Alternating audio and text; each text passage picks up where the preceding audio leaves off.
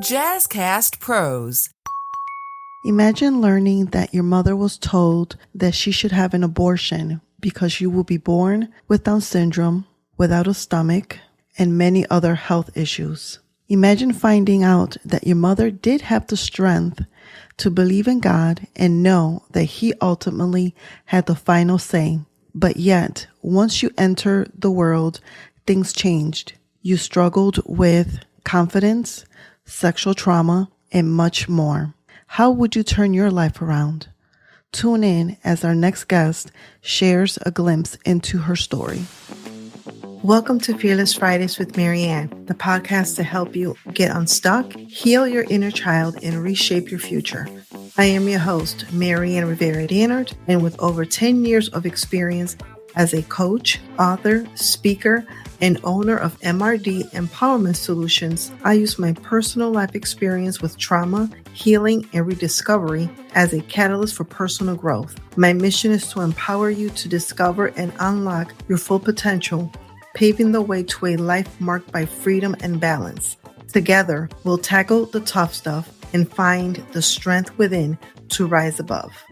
Warning, this podcast contains discussions of sensitive topics that some listeners may find triggering. Listener discretion is advised. So let's get started. Tell us your name and a little bit about yourself. Yes, so my name is Jalisa Hardy, and I'm currently known as a holistic health plug, but I'm in the process of rebranding. And I'm rebranding as the Golden Child. So a little backstory behind that. When my mom conceived me, my parents were actually separated. They were on their way to getting a divorce, but, still being married. Grown people do grown things. And here I am. But my mom had a history of fertility challenges. She had 2 miscarriages before me. She had my sister early, so she had never carried a pregnancy full term. And they do the different testings for Down syndrome, different things like that. And I actually tested positive for Down syndrome in utero. So at that point, they had basically written me off as a lost cause. And a little while later, they did a ultrasound and they found that I would be born without a stomach and that my esophagus and my windpipe would be fused together. So at that point, they were like, your baby has Down syndrome. Your baby won't have a stomach. Your baby's esophagus and windpipe is fused together. The best thing for you to do would be to get an abortion. And my mom, being a woman of God, she said, I see, the results. I see the ultrasound. I see what you're saying. I understand. But at the end of the day, God has the final say. So she went to a revival, had them pray over her. And she said the only thing she remembers is feeling like she was being lifted off her feet and that God was pouring gold into her stomach. Hence the Golden Child. Yes. And when she went back to the doctor, they couldn't find anything wrong with me. So from there, God basically implanted the gift of healing. As He healed me, I was given the gift of healing. So for me, this rebrand is about really using the spiritual gifts that God has given me of healing, of being able to really manifest His spirit for people to be able to experience Him on a deeper level. So that's where the rebrand comes from, really being able to use those gifts and abilities in my business to support people getting to, the lives that we truly desire and that we truly deserve. God intended for us to live limitlessly. And, being physical beings, we get so focused on that.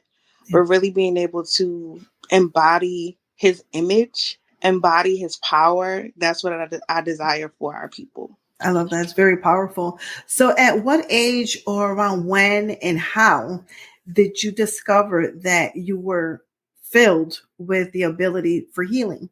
That's a good question, but I have only shared this story with a few people. So I was around 10.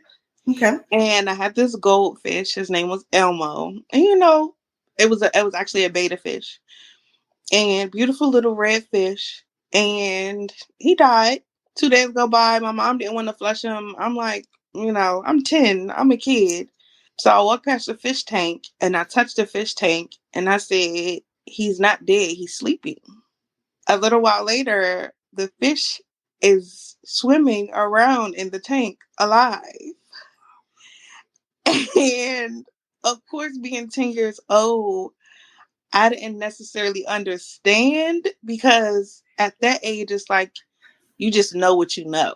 Right. You don't necessarily understand how to articulate it and say that's what it is. But as I got older, I'm like, you've been had that gift and ability, but having the experiences that I had growing up, traumatic experiences, the drama, the trauma, all of that, that sort of took precedence over those spiritual gifts. Yeah, that's amazing. So what did your mother say when she saw the fish swimming around? Oh. You are right. He was just sleeping, apparently. Wow. Wow. So you mentioned a little bit about, childhood trauma and things that you have overcome in the past. Can you talk a little bit about that, and how did you get to where you are today? Yes. So I mentioned my mom and dad already having a tumultuous marriage. My dad was very promiscuous, very out there, very infidelity, lies, cheating, manipulation. Now they would call it narcissistic, but that's a label that they're putting on anyone and everyone. But my mom was so caught up in the drama and the trauma that she was experiencing. There were a lot of things that she missed with my sister and I. Mm-hmm. So my sister was being sexually abused by an aunt and one of her god sisters. And whatever, they were doing to her, she was coming home and doing to me. We're 3.5 years apart. So we were both just kids. And being exposed to that, being exposed to pornography, because my dad had pornography all over the house, being exposed to those things at such a young age, it opened my mind up to so much promiscuity, so many perverse spirits. And instead of people asking, like, why is she angry? Why is she quote unquote fast? Why does she always want to be with the boys? This, that, and the third. It was just those labels. Nobody asked what was going on. Nobody asked any questions. It was just, she's this, she's that, she's this, she's that. And as I got older, I got more angry. I got more promiscuous. And it led to even more traumatic experiences, because between the ages of 13 and 18, I was raped 3 times. Wow. And each time it was by multiple men. So for me, it was like, you know what? God, I grew up in the church. God, you said that you love me. You said that I'm your child. How could you allow these things to happen to me? So I wasn't only angry at people, I was angry at God. Yeah. So I was living a double life. I was in the church, pastor's granddaughter, minister's child. I was in church. I was serving. I was, living for the Lord. But outside of church, I was a completely different person. Yeah. But my saving grace was that I excelled in academia. That was my escape. So I was able to get through life, get my education, get my degrees, and still have that to look forward to. Breaking that down a little bit, what were some of the things that were going on at home that your mom, because it seemed like you were raised by your mom, that she missed the signs that were going on with your sister and with you? So she was essentially a single mom. My dad was around, but for the first 5 years, which was when a lot of the sexual abuse occurred, he didn't live with us. So she was the responsible one for us financially, mentally, emotionally, spiritually, all of those things, while she was trying to figure out her marriage. Yeah. While she was trying to figure out what life was going to look like. If you get married, you don't plan to raise your children alone. Correct. So in that situation, it was just, chasing after my father, having different women calling her. And, it was a whole bunch of drama and traumatic experiences. And that was one of the things that I had to really work through, because I blamed my mom and my dad for what I went through. Because it's like, how could you not know? Right. Why were you so caught up in your own situation that you weren't paying attention to your children and what they were going through? And what were their feelings like, their attitudes towards everything once they found out? I didn't tell anyone until I was around 20, Mm. not realizing that it was a generational curse. It was a generational thing. My mom, as open as she was about sex, about life, about different experiences, she had never told anyone that she was sexually abused by her uncle when she was a child. Mm. So that childhood sexual abuse was really a generational curse. And not only that, when I opened up and my mom finally started talking about it to the family, that same uncle who had sexually abused her had sexually abused a lot of my aunts, uncles, cousins. So it was a generational curse that stopped with me, thankfully, because I finally opened up about it. Mm. What was your healing process like? It was a lot of back and forth with God. Definitely a lot of back and forth with God, because I mentioned it was like I had to really work through this idea that it was God's fault, the things that happened Mm. to me. It was a lot of self discovery, because I had believed that I was those labels. I believed that I was angry. I Mm. believed that I was fast. I believed that I was promiscuous. I believed those things about myself because that's what I heard for years. Right. So Did therapy play a role at all? it did. Yeah. It did. And I started therapy in college around the time when I started to open up about my experiences, because I realized even though it was a taboo in my family, therapy was a taboo. Mm-hmm. Being a faith-filled family, church family, go to God, pray about Right. it. Da, da, da, da. That wasn't. So even there, it was like I've been the one to break the cycle for a lot of things in my family, and being in therapy was one of those things that I found a major part of my healing, in addition to writing. So I wrote my first book in 2018, and I really started to open up and share about the experiences, but also how I saw God's hand in all of it. Because it's like the experiences that I had, even from, 13 and 18, those could have ended very different ways. And my life being spared, having multiple, near death experiences, every single time my life was spared, I saw that God's hand was over my life the entire time. And for me, having these experiences, overcoming them, and still having my faith, Right. still having my sanity, because I know some people that only went through one or two of the experiences that I've had and deal with Yes. depression, bipolar, anxiety, and I don't deal with any of that. I did at some point when I was younger deal with suicidal ideation, but to be in the space where I am now, it's like things could be very, very different. Yeah. So you and I spoke before we started, that you are a single mom. Yes. So how has your experiences growing up as a child, what happened to you, and somewhat having absent parents, how has that impacted how you mother your children? Yes. So I did mention to you that I'm a single mom, and I mentioned that my mom was basically a single mom. I had this idea that I didn't want to raise my kids in a broken home. So I stayed longer in an abusive marriage than I should have. And looking back after I got out, it was like a broken home is more than just two people not being together. A broken home is broken people. So Mm. if I get out of the marriage and I stay broken, Yeah. my children are still being raised in a broken home.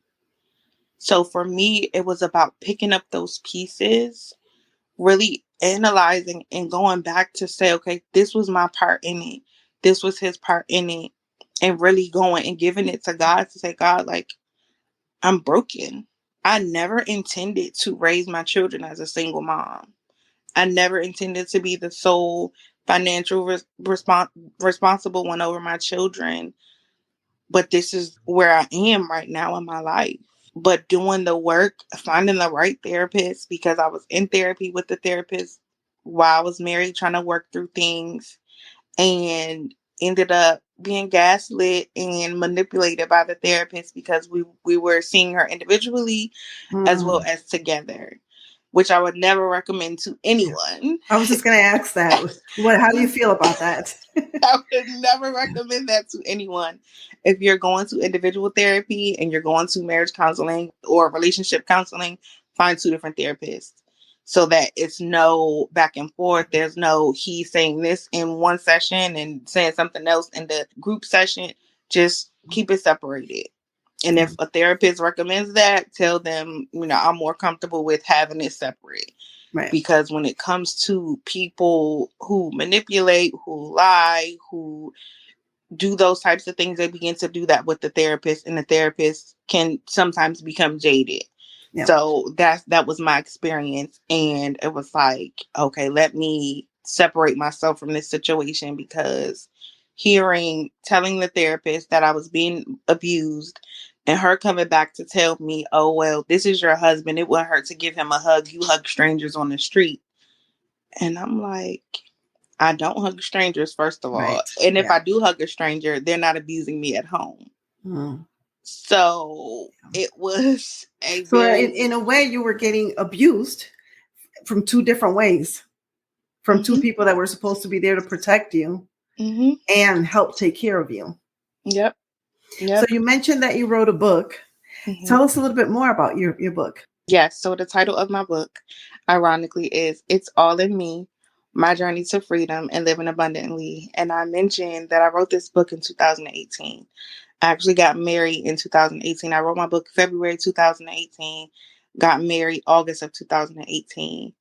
But 2 weeks before we got married, I had noticed, you see the red flags. Yes. But because I grew up in dysfunction, it's like this is normal for me. I can handle this. I can deal with that. Yeah. But 2 weeks before, we got into an argument, and I literally was writing in my journal, like, I don't think this is a good idea for us to get married. And I kind of picked a fight to let him know I don't want to get married. So we got into it. He's like, all right, well, I'm packing my stuff. I'm like, okay, well, let me help you. So I grabbed the bag, put the stuff in it. I'm walking out the walkway, and he hits me on the top of my head and bear hugs me as I'm on the ground. I start screaming. My ex-husband is over 400 pounds, 5'8", 5'9". And I just started screaming like, somebody help me, because I didn't know what he was going to do next. Because the fact that you waited until I got away from the house, outside, down the walkway, you had other intentions. But his version of the story and my version of the story were two different things. Because he was telling people he didn't hit me. He just grabbed the top of my head. And because I had on a silky bonnet, that I felt like he hit me. And it was like he told that story so much over and over again. And I was already afraid because of the way that he responded. I just went along with it. You took it as true. I went along with it. Yeah. I went along with it. And it was crazy because his brother and his sister-in-law came, and I'm telling them what happened. And they're like, well, let's just pray. Let's just pray and work it out. You guys love each other. So let's just, pray and work it out. God will work it out. Literally after the prayer, he treated me as if I did something to him. What made you say yes? What made you walk down that aisle? What made you still go through it? There were two things at play. One, I didn't tell a lot of people the red flags that were going on even before the marriage. So my mom believed that he was the one that God sent me, because he was for other people, he was just the gentleman. He was so loving. He was so caring. He was all these things. So from my mom's point of view, she was like, this is who God has for you. Nobody's going to love you the way that he does. Da, da, da, da. And I'm believing that, I'm like, okay, maybe she's right. Maybe this is, who God has for me. Not having the close enough relationship for myself to say, like, no, that's not it. God does not intend for me to be lied to, for me to be manipulated, for me to be cheated on. And these were the things that were going on before the physical abuse happened. And, but that was that part of it. But I was also afraid. What would you do next time if I said that I didn't want to be with you? If I said that I didn't want to go through with the marriage? Because we went through counseling after that. My pastor even said, Jalisa, I don't think it's a good idea for you to get married. And I'm like, he's not going to let me say no. That was my response.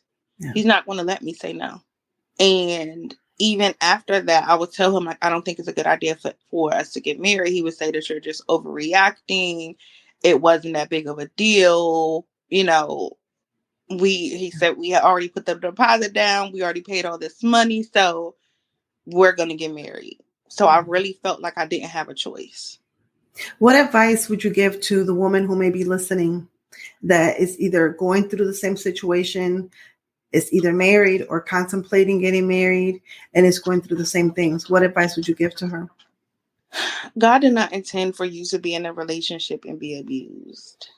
If you think about it, for me, if it was my child, I would have told them to get out of that situation. Find somewhere safe that you can go and get away from that person, whether you're married or, you know, in the process of getting married.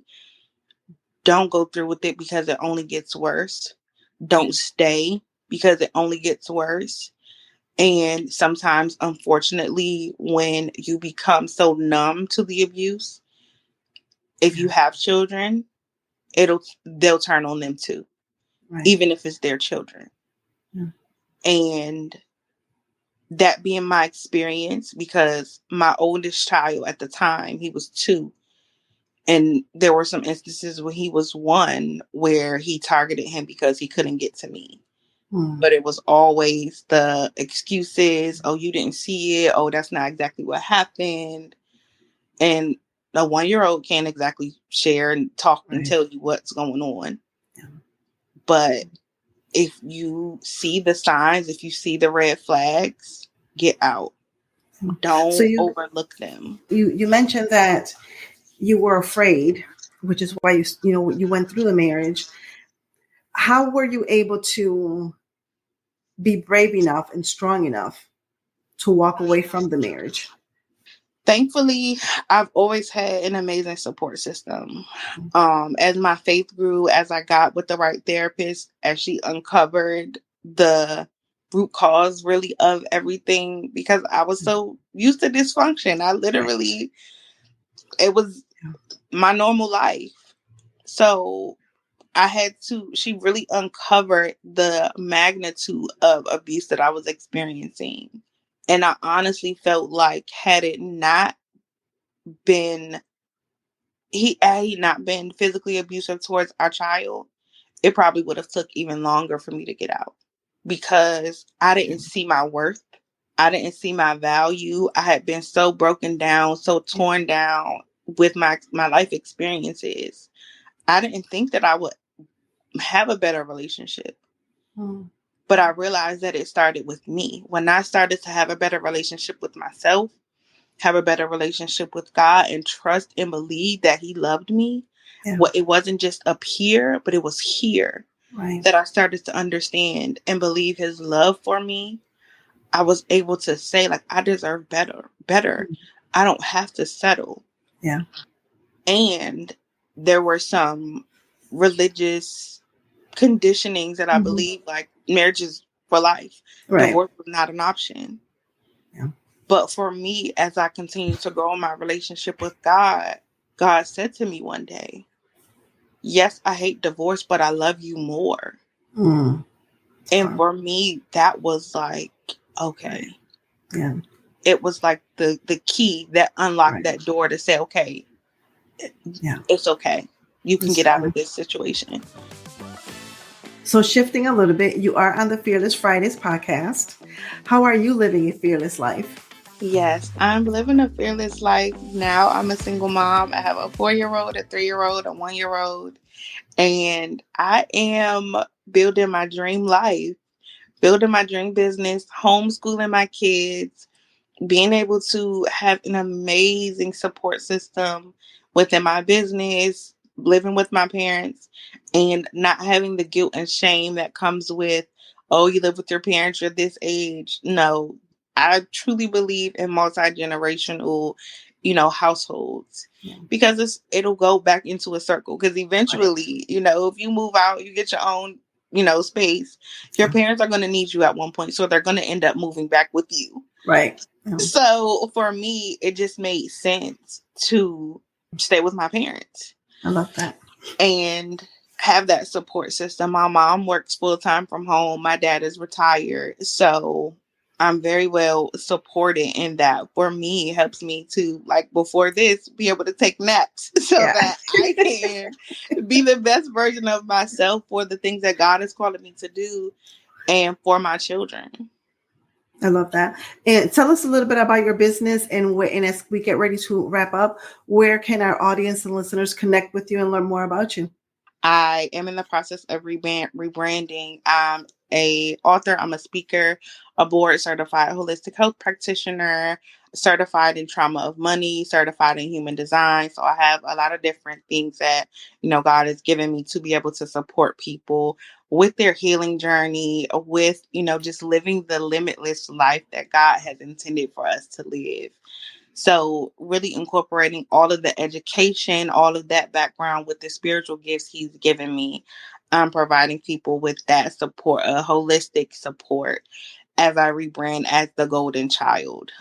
So through coaching, individual coaching, I'm in the process of launching a membership community as well to really be able to provide long-term support for people in community spaces, because I truly believe in the healing of communities within communities. So that is, the direction of my business, going from the holistic health plug to the golden child. And my website is jalisahardy.com. So you can find that it'll be changing over the next few weeks as I prepare for the launch party. I'm calling it my brand birthday party. My birthday is on the 18th. And February 18th for those that might catch this later on. So I decided to do my brand relaunch this month. So I'm calling it my brand birthday party on the 29th. So that'll be the official launch of my new brand. Love that. Well, I wish you much success in everything that you're doing and moving forward. And thank you so much for being with us today. Thank you so much, Maryann. I was so glad to be here.